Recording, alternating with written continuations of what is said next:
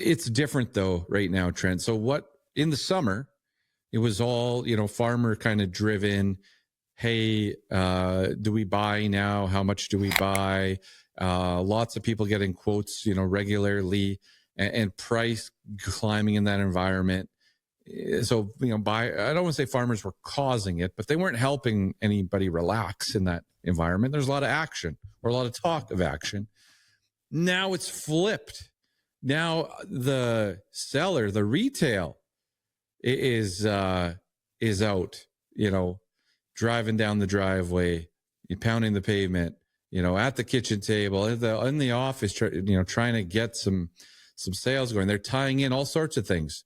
They're tying in canola seed, buy your fert, get your canola seed. We'll do a whole package thing, a big price discount, payment terms. Don't worry about it. We'll kick those down the road, 0% interest. It's getting wild out there in a sense. What are you seeing in the urea market? If I bring it back to fertilizer, what's going on with urea these days?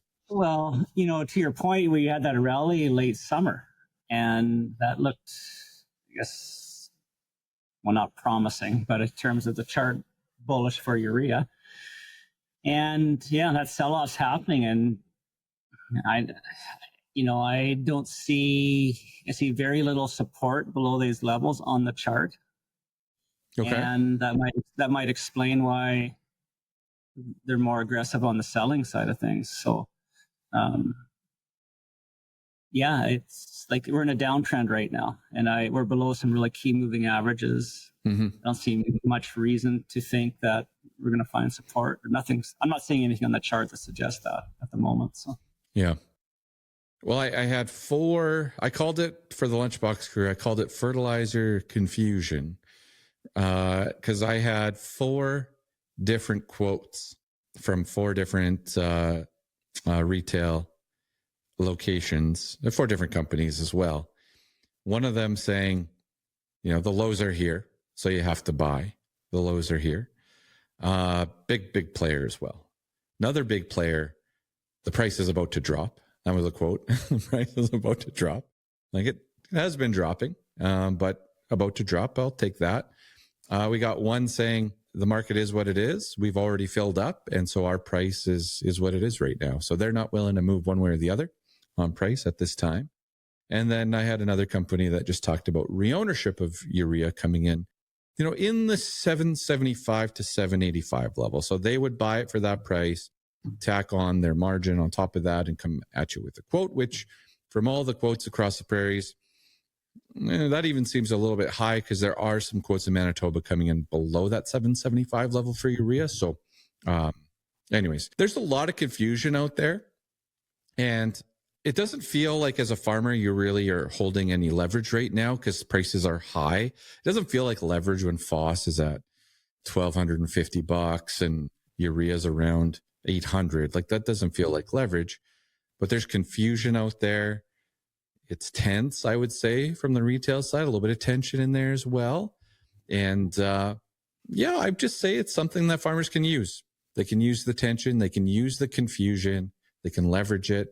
And we'll see over the next few weeks what happens with price. And again, doesn't feel like good leverage right now, but I'd say if you're wearing the farmer hat out there, ball's in your court right now to use this. So anyway, what do you think?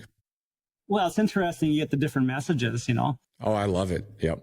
And, and I don't understand the business and with any kind of sort of intimacy, but, if you got a position and you've already got that position, you can take that loss in 4, 5, 6 months from now rather than take it now. Mm-hmm. If you're going to take a loss, you might as well delay that loss as long as possible. So there's no urgency to sell. And I'm not sure why the seller is sending a message it's going lower unless they don't have any to sell. I don't know what, right? Yeah. But yeah. There's some, it's just games is maybe just the way it is. There's all sorts of messages being sent for a lot of different reasons. And what's given me confidence to be in this industry and in this space over the last number of years is that you get comments from individuals and maybe maybe someone is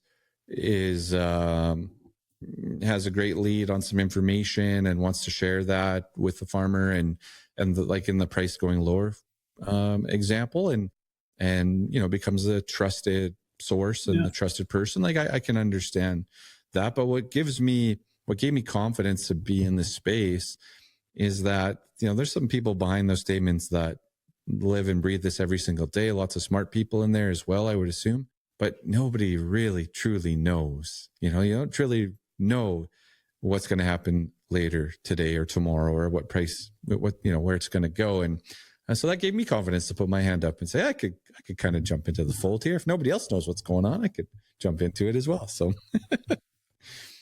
anyway. Well, when the seller of fertilizer is bought at a higher price than today's values, it just shows you the difficulty of predicting the direction of the markets. Yeah. Yeah. And you correct, like in one example, I chat to a very, quite a detailed level with a number of growers, like, an intimate level on numbers with these growers. And I know for some of these locations, like you set the market, you're going to go and set the market at this lower price. So it's not just about selling to one farmer at this lower price to go and match the others, because if you took 10 quotes and had them in there, they'd be the highest, right? And they're not willing to change. But if they go and match that or go and compete, then they've just taken that entire position and moved it down to that level. And at this time, what happens with fertilizer traditionally between January and the spring? It goes up. So for them, they're going to step away from these first sales. They're going to be super quiet. They're not going to be out there knocking on doors saying, hey, do you want to buy some of this stuff that we have? They're just going to hope that their normal customers stay quiet and sit back. And then all of a sudden January 1 rolls around, or Christmas rolls around, or something's happened and the price has climbed. They could say, see, we're in the game still. We're here now. And we've only lost a few sales. So I get it. If they go and chase this thing, though, who knows how big their position is?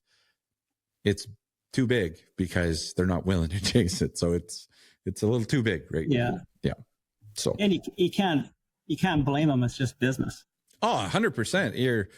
You can't blame them. But also don't blame the grower either. Don't blame the farmer for doing their due diligence on price discovery, on negotiation.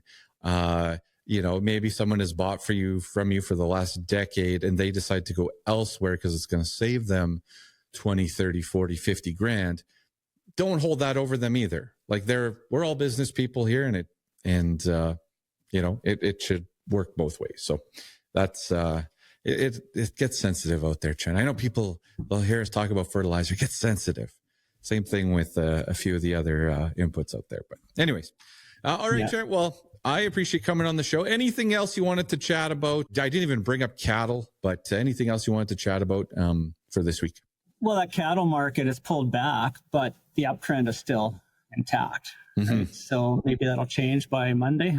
But right now, the trend is still moving higher. And yeah, diesel fuel. There's a little tidbit. I haven't published anything on diesel fuel. But keep an eye on your diesel fuel needs and purchases. I was getting a quote for diesel. I started getting them. Well, I get them every week. I kind of check in with a few folks, but got to a price that looked, quite attractive. And the only thing was the winter mix isn't quite fully in there yet. So a couple more weeks and we'll have that winter mix in. But you're trying to time this thing to get a good buy and also get the right stuff in your tank.